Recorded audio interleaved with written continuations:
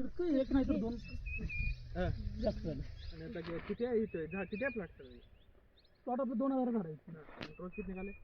रोजचा आपला 200 किलो तर सरासरी निघते. 200 सव्वा 200 किलो निघते. मागे बी करत होता ह्यात काय बदल वाटतंय का? भरपूर फरक आहे. भरपूर फरक आहे. आणि क्वालिटी माल मार्केटला इकडे क्वालिटी पण एक नंबर आहे सर. मार्केटला माल आपलं तिथं वाट बघत बसले असतात लोक. बर खर्चाचं प्रमाण गेल्या वर्षीच्या या नाही भरपूर कमी असतं. खर्चाचं प्रमाण सत्य परिस्थिती सांगते सर. खर्चाचं प्रमाण सुद्धा भरपूर कमी आहे गेल्या वर्षीपेक्षा. गेल्या वर्षी खर्च माझा बाहेरच झाला. गेल्या वर्षी औषधावरती भयानक खर्च झाला माझा.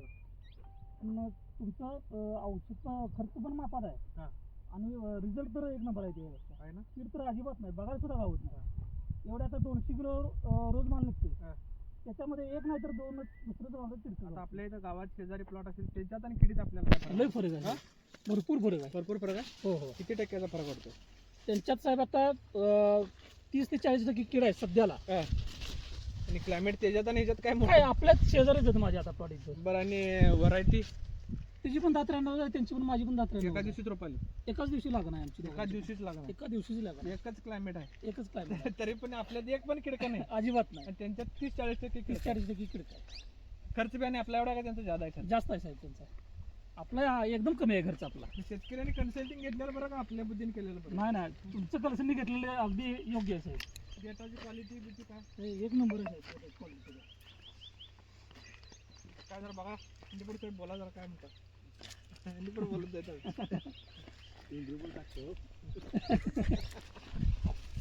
फुलकळी जबरदस्त आहे. होय होय.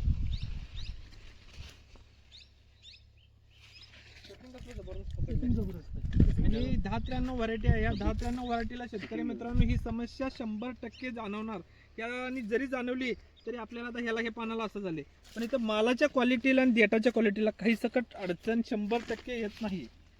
बऱ्याच शेतकऱ्यांना जे 10-93 आपल्या कोल्हापूर भागात याचं प्रमाण जास्त आहे लागण्याचं, आपल्या भागात पण शेतकरी बऱ्यापैकी करतात. आता हो तासगावचा प्लॉट आहे हो आपल्या कोल्हापूर भागात सगळ्यात जास्त केले जाते 10-93.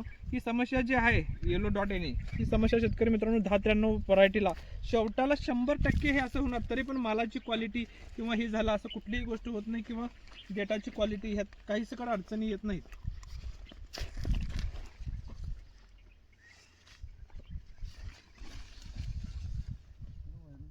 भरताना काय बघायला लागतंय का डायरेक्टच भरायचं? डायरेक्ट भरायचं. तिथं बघायलाच लागेल. मोठा ना बारीक तेवढा वेगळा करायचा. मार्केटला वाट बघत बसेल लोक. फिक्स करायचं माल रेट त्यांचा सगळ्यात आपल्यापेक्षा टॉपला कोण आहे? आपल्यापेक्षा आपला टॉपला असतो. टॉपला आपल्यावर लागतच नाही रेट. शेतकरी मित्रांनी मार्केटमधली परिस्थिती आहे. जर आपण 100% सांगितलेलं जर काम केलं तर मार्केटमध्ये व्यापारी वाट बघत बसली पाहिजे. अशी क्वालिटी आपण काढून देतो. आणि 100% म्हणजे आता इथं शेजारी प्लॉट असून यांच्याकडे 30-40% कीड आहे. पण इथं एकही वांग किडकं नाही असं शेतकरी मित्र म्हणतो. आम्हाला बी पूर्ण प्लॉट फिरताना कुठेही शेंडाळी थ्रिप्स या कुठलीही समस्या जाणवली नाही.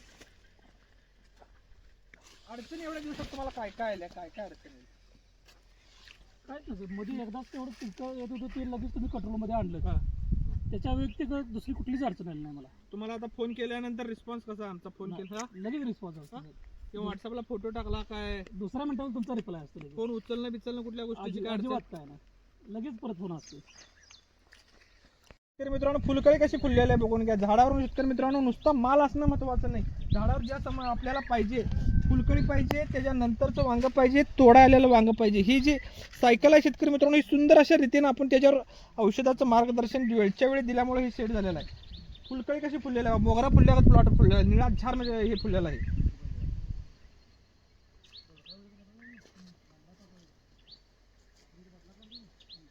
उत्पन्नाच्या बाबतीत शेतकरी मित्रांनो जर दिलेलं नियोजन काटेकोरपणे जर पाळलं तर शेतकरी मित्रांनो उत्पन्न आपण शेतकऱ्याच्या मनाच्या पुढचं काढून देतो. विचारा शेतकरी दादाला गेल्या वर्षीच्या अनुभवातून उत्पन्नात काय म्हणता तुम्ही? नक्की सर. गेल्या वर्षी उत्पन्नात आणि या उत्पन्नात बराचसा फरक. मनाच्या पुढचं उत्पन्न, मनाच्या पुढचं उत्पन्न आहे माझ्या. खर्चाच्या त्या ह्याच्यात उत्पन्नात मेळ बसलाय काय? हो बसायला.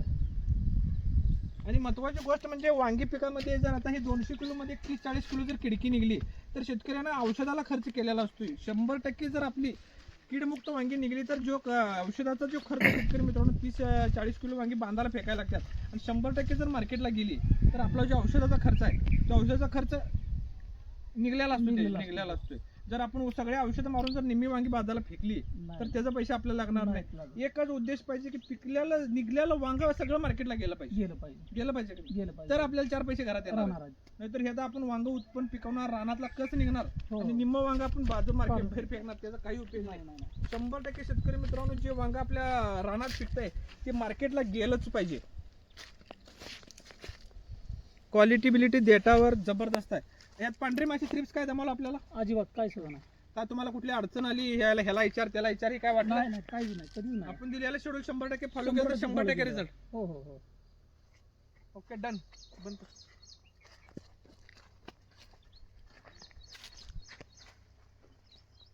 आता मागचा विषय मागच्या शेड्यूलला तुम्हाला सांगायचं राहिला होता. त्याला बेसन डोस उकरायचं. त्या जुनी झाडाच्या मध्ये 100 ग्रॅम बेसन डोस परत पुढच्या 20 दिवसांना आम्ही व्हिजिटला येतोय. प्लॉटची पोत आणि क्वालिटी त्याच्यात डबल झाली.